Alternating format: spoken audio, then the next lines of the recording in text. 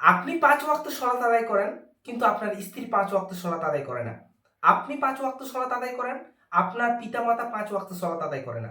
আপনি 5 ওয়াক্ত সালাত আদায় করেন, আপনার ছেলে-মেয়ে সালাত আদায় করে না 5 ওয়াক্ত।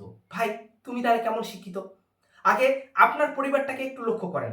আগে নিজে বাঁচুন, তারপরে নিজের পরিবারকে বাঁচান। প্রিয়জন, আপনার আত্মীয়-স্বজন, সমস্ত পাড়া প্রতিবেশী সবাইকে বাঁচানোর চেষ্টা করুন। কিন্তু আপনি 5 ওয়াক্ত সালাত আদায় করছেন, এতটুকু ঠিক আছে। যারা করছেন না তাদের প্রসঙ্গে আসছি।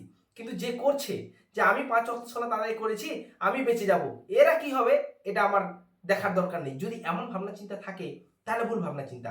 কারণ হযরত মুহাম্মদ সাল্লাল্লাহু আলাইহি ওয়াসাল্লাম তিনি যদি মনে করতেন যে আমি এই মুসলিম ইসলামের যে বিষয়গুলো সৌন্দর্য, কুরআন, হাদিস আমি মানুষের কাছে পৌঁছাবো না, তাহলে সে যদি নিজের মধ্যেই রাখতো তাহলে কি আজকে আমরা জানতে পারতাম? কিন্তু আল্লাহ বলছে তুমি যা জানো সেটা মানুষকে জানাও। তুমি যদি বিসমিল্লাহ এই ওয়ার্ডটাও জেনে থাকো সেটা মানুষকে জানাও। এটা আপনার, এটা আমার কর্তব্য। যদি হযরত মুহাম্মদ সাল্লাল্লাহু আলাইহি ওয়াসাল্লাম তিনি যদি আমাদেরকে জানাতে পারেন যে জান্নাত জাহান্নাম আছে, আপনি আর আমার গন্তব্যস্থল আছে, তাহলে আমরা কেন আমাদের স্ত্রীকে, আমরা কেন আমাদের পিতামাতাকে, আমরা কেন আমাদের ছেলে মেয়েকে, আমরা কেন আমাদের পাড়া প্রতিবেশী আত্মীয় স্বজনকে এর মেসেজ দিলাম না? কেন দিলাম না? এটা কিন্তু প্রশ্ন করা হবে।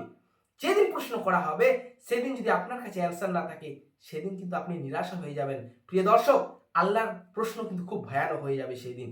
প্রিয় দর্শক, যদি হযরত মুহাম্মদ সাল্লাল্লাহু আলাইহি ওয়াসাল্লাম যদি তাই করতো, আমাদের মতন ভাবতো যে আমি বাঁচবো, অন্যজনকে বাঁচাবো না, তাহলে ভাবুন আপনার কাছেও আজকে ইসলামের দাওয়াত পৌঁছাতো না। তো যেটা বলছিলাম, আপনি 5 ওয়াক্ত সালাত আদায় করেন, আপনি আপনার স্ত্রীকে সালাত আদায় করাবেন, করাতে বাধ্য। যদি আপনার স্ত্রী সালাত আদায় না করে, এর জন্য আপনি স্ত্রীর পিতামাতাকে বা আপনি এই বিষয় নিয়ে তাকে বোঝান, বারবার বোঝান, 100 বার বোঝান, কিন্তু সালাত আদায় করতেই হবে। যে কোনো মূল্যে আদায় করতে হবে। কারণ 5 ওয়াক্ত সালাত মুসলিম বলে চিহ্নিত।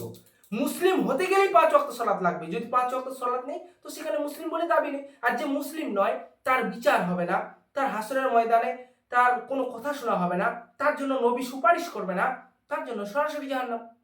জাহান্নাম যে কত বড় ভয়ানক সেটা আপনাকে আমাকে বোঝানো, মানে আমি আপনাকে বোঝাতে সম্ভব নয় এই আমার ক্ষুদ্র মস্তিষ্ক দিয়ে। সুতরাং এতটুকু মনে রাখেন যে এই আপনি দুনিয়ার যে আগুন দেখছেন, এই আগুনটা যদি আপনাকে হাতে ছেঁকা লাগে তো আপনি উফ করে ওঠেন। এর থেকেও হাজার হাজার 70 গুণ সেখানে তাপটা বেড়ে যাবে সেই আগুনের। সুতরাং কি দরকার, কি দরকার অন্য, মানে নিজেকেও বাঁচার দরকার, অন্যজনকেও বাঁচানোর দরকার। কেন আমরা কোরআন হাদিস ফলো করি না? এটা একটা দুঃখের বিষয় ভাই। চলুন না, আপনি আপনার স্ত্রীকে সলাতের জন্য বারবার দাওয়াত দিন। স্ত্রী আপনার সলাত আদায় না করলে তাকে নিয়ে, তার পিতামাতাকে নিয়ে বসুন। যদি না হয় তাহলে নেক্সট স্টেপ নিন। কিন্তু স্ত্রীকে সলাত আদায় করাতেই হবে। স্ত্রীকে সলাত আদায় করাতেই হবে, এটাই বাধ্যতামূলক। নাহলে আপনি পুরুষ হিসেবে কেমন পুরুষ যে আপনি আপনার নিজের স্ত্রীকে সলাত আদায় করাতে পারেননি, আপনি আপনার ছেলে মেয়েকে সলাত আদায় করাতে পারেননি। আপনার ছেলে মেয়ে ঘুরে বেড়াচ্ছে দিন দিন, ঠন ঠন করে ঘুরে বেড়াচ্ছে, কলেজে যাচ্ছে, ঠিক আছে যাক, পড়াশোনা করুক, সময়ে আমি সমস্যা নেই, পড়াশোনা করুক, ইসলামিক পড়াশোনা, জেনারেল পড়াশোনা সব কিছু করুক, কিন্তু সাথে 5 ওয়াক্ত সলাত লাগবে ভাই। 5 ওয়াক্ত সলাত। আপনি যদি আপনার ছেলে মেয়েকে 5 ওয়াক্ত সলাত না শিখান, তাহলে কিন্তু এর জবাব আপনাকে দিতে হবে। আত্মীয় স্বজন, আপনি কোনোদিন আপনার আত্মীয় স্বজনকে বলেছেন যে চলুন জেঠু, চলুন মেসো, চলুন মাসি, 5 ওয়াক্ত সলাত আদায় করি? আপনি কেন সলাত আদায় করেন না?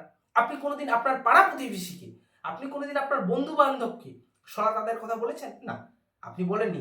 আপনি বলছেন যে ফ্রি ফায়ারটা খেলতে হবে ভাই, চলো কটার দিকে আসবো অনলাইন, একটু বলো ফ্রি ফায়ার খেলি। কি দরকার ভাই? যার জন্য আপনি, যা যে আপনাকে আমাকে তৈরি করেছে তাকেই চিনলাম না। এটা দুঃখের, এটা এর থেকে আফসোসের বিষয় আর কিচ্ছু নেই ভাই।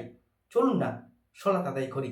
চলুন না নিজের স্ত্রী, নিজের পিতা মাতা, নিজের ভাই বোন, নিজের ছেলে মেয়ে, বন্ধু বান্ধব, আত্মীয় স্বজন, পাড়া প্রতিবেশী সবাইকে 5 ওয়াক্ত সলাতের দাওয়াত দিই। চলুন না হযরত মুহাম্মদ সাল্লাল্লাহু আলাইহি ওয়াসাল্লাম যেইভাবে চলেছেন আমরাও সেইভাবে চলার চেষ্টা করি। আর পরকালে হাসরের ময়দানে ইনশাল্লাহ ইনশাল্লাহ আমরা জান্নাত যাবই যাব। আসসালামু আলাইকুম আ রহমতুল্লাহি আ বারাকাতুহু। কারণ যা হবে স্পষ্ট হবে।